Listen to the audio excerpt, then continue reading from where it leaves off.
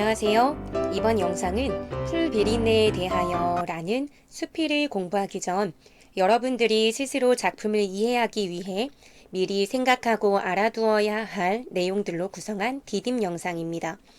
나이덕 작가는 시인으로 우리에게 더 익숙하고요. 작년에 우리 학교에 작가 초청 강연에 오셨던 분이라서 실제 만나본 친구들도 있을 텐데요. 우리 문학교과서에서는 나이덕 시인의 수필이 수록되어 있네요. 이 영상에서는 수필의 일반적인 특징을 간략하게 설명한 뒤 여러분이 본 수업을 통해 작품 설명을 듣기 전 미리 읽고 생각하면 작품을 이해하는 데 훨씬 도움이 될 만한 것들을 제시하고 과제로 부여하겠습니다. 여러분이 교원 능력 개발 평가에서 시키는 게 너무 많아요. 과제가 너무 많아요. 라고 얘기한 것들이 있어서 좀 미안한 마음과 걱정스러운 마음이 좀 있기는 하지만 그래도 어떡합니까? 그냥 수업을 듣는 것보다는 여러분 스스로가 미리 읽어보고 생각을 해보았을 때 수업 내용을 더 잘 이해할 것 같으니까 좀 부탁할게요. 우리 이제 2학년이잖아요. 슬슬 공부라는 것을 생활화해보고 국어가 여러분의 발목을 잡지 않고 도움이 될 수 있게 되도록 조금 더 투자해 보아요. 사설이 좀 길었는데 그럼 시작하겠습니다. 풀비린내에 대하여의 장르적 특징 이해하기. 앞서 이야기한 것처럼 이 작품은 수필 갈래에 해당하는데요. 수필의 수는 따르다, 맡기다 라는 뜻을 가지고 있고요. 필이라는 글자는 연필이라고 말할 때 그 필이라고 생각하면 돼요. 붓필자거든요. 그렇다면 전체적인 뜻은요. 붓 가는 대로 따르다, 붓 가는 대로 맡기다 라는 뜻이 되죠. 즉 정해진 형식에 얽매이지 않는 거예요. 마음이 향하는 대로 쓰는 것이죠. 일정한 형식을 따르지 않고 인생이나 자연 또는 일상생활에서의 느낌이나 체험을 생각나는 대로 쓴 산문 형식의 글이 수필인 것입니다. 이러한 수필은 보통 경수필과 중수필로 나뉘는데요. 작가의 개성이나 인간성이 두드러지게 나타나며 유머나 위트, 기지는 좀 기발하게 지혜로운 행동을 하는 것, 이런 걸 얘기할 때 쓰는 말인데요. 어쨌든 기지, 이런 것도 있습니다. 수필 자체가 붓 가는 대로 자신의 느낌이나 체험을 드러내니 당연히 작가의 개성, 인간성이 두드러지게 나타나는 특성이 있는 거고요. 그 속에서 자연스럽게 한 개인의 진솔한 생각이 잘 드러나게 됩니다. 꾸며낸 이야기가 아니라 작가 자신의 진솔한 목소리가 잘 드러나는 게 수필의 특징인 거죠. 그러한 수필이 경수필, 중수필로 나뉜다고 했는데 요걸 좀 더 살펴볼게요. 경수필에서 경은 가볍다 라는 의미입니다. 생활 주변에서 일어나는 사소한 일을 소재로 해서 가볍게 쓴 수필들을 말하는 거고요. 감성적이고 극히 자신의 주관적인 이야기를 하는 개인적인 것으로서 그 안에서 느끼는 감정을 잘 드러냈으므로 정서적인 특징도 나타나게 됩니다.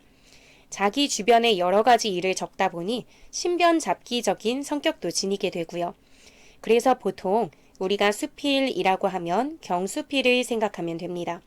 그리고 이러한 경수필 작품이 출제되는 경우에는 작가의 개성, 작가만의 독특한 생각, 경험이 잘 녹아있기 때문에 작가가 무엇을 경험하고 그것을 바탕으로 어떤 생각을 왜 하게 됐는지 등에 초점을 맞추어 출제되게 됩니다. 그러니 여러분도 작품을 읽을 때 이러한 부분에 더 신경을 써서 읽어야겠죠? 미리 얘기하자면 풀비린내에 대하여 라는 수필은 경수필에 해당하는 작품으로 여러분도 이 작품을 읽을 때 작가가 어떤 경험을 하고 그 안에서 무엇을 생각하고 무엇을 느끼게 되는지에 초점을 맞춰서 읽는다면 어렵지 않게 작품의 본질에 접근할 수 있을 것입니다. 다음으로 설명할 중수필은 경수필에서 경이 가볍다는 것을 의미하는 것과 반대로 무거울 중을 사용한 것입니다. 주로 무거운 내용을 담고 있는 논리적이고 객관적인 수필을 말합니다. 수필이 분명 개인적이고 작가의 개성이나 인간성이 드러나는 특징이 있다고 앞쪽에서 얘기했는데 여기서는 논리적이고 객관적이라고 말하고 있죠. 뭔가 좀 어울리지 않는 느낌이죠. 그래서 수필 자체의 갈래적 특징과 관련한 문학 문제에서는 중수필이 출제되긴 좀 어렵습니다. 중수필은 비개성적이에요. 그래서 아무래도 뭐 비평적으로 어떤 걸 분석하거나 아니면 과학적으로 드러내는 그런 수필 같은 게 중수필에 해당된다라고 볼 수 있어서 어찌 보면 좀 소논문에 가까운 것이라 생각하면 될 것 같습니다. 이렇게 해서 수필 자체에 대해서 살펴봤고요. 그 다음으로 우리가 본문 수업 전에 할 것은 작품을 미리 읽어오는 것입니다. 작품을 읽기에 앞서 제목이 풀비린내에 대하여 라고 했으니 풀비린내가 무엇을 말하는 것인지 먼저 좀 궁금해해야 할 것 같고요. 그러면 수필의 특성을 고려했을 때 풀비린내라는 것에 대해 작가가 어떤 경험이나 생각 아니면 느낌 이런 것들을 전달하게 될 텐데 도대체 작가는 어떤 생각을 전하고 싶은 걸까 등을 생각하며 읽기의 방향을 정해야겠죠. 이게 작품 전체의 핵심입니다. 요걸 찾으려고 노력하면서 본문을 읽어보세요. 그러다 보면 그 핵심적인 내용을 작품에서는 두 개의 경험을 통해 전달하고 있음을 알 수 있을 것입니다. 그럼 여기서 오늘의 숙제. 앞서 말한 두 가지. 풀비린내가 무엇을 말하려고 하는 걸까? 그리고 풀비린내에 대해 어떤 생각을 전하고 싶은 걸까?에 대한 답을 고민하면서 읽어보도록 하고요.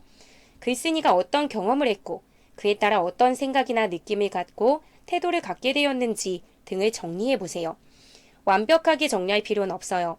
대강의 흐름이나 구조를 파악하며 읽어본다면 수업이 훨씬 잘 들어오고 이해가 될 거니까 괜히 완벽하게 세워야 된다고 생각해서 자습서를 베껴오거나 하는 슬픈 일은 저지르지 않기를 바랍니다. 일단 이런 구조에 의해서 내용이 적혀져 있는 거니까 여러분이 최대한 이 구조를 파악하려고 노력하면서 읽는다면 거의 중심 내용을 잘 파악할 거고 선생님이 수업을 할 때 내가 잘 파악했어 라고 하면서 좀 짜릿짜릿한 느낌으로 수업을 할 수 있지 않을까 싶습니다. 여러분 각자에게 도움이 될 수 있도록 지혜롭게 잘 읽으면서 공부해 보세요. 국어를 좋아하려고 노력하면 국어가 좋아집니다. 국어가 나를 돕는 그날까지 우리 함께 노력해 봐요. 수업에서 만나요.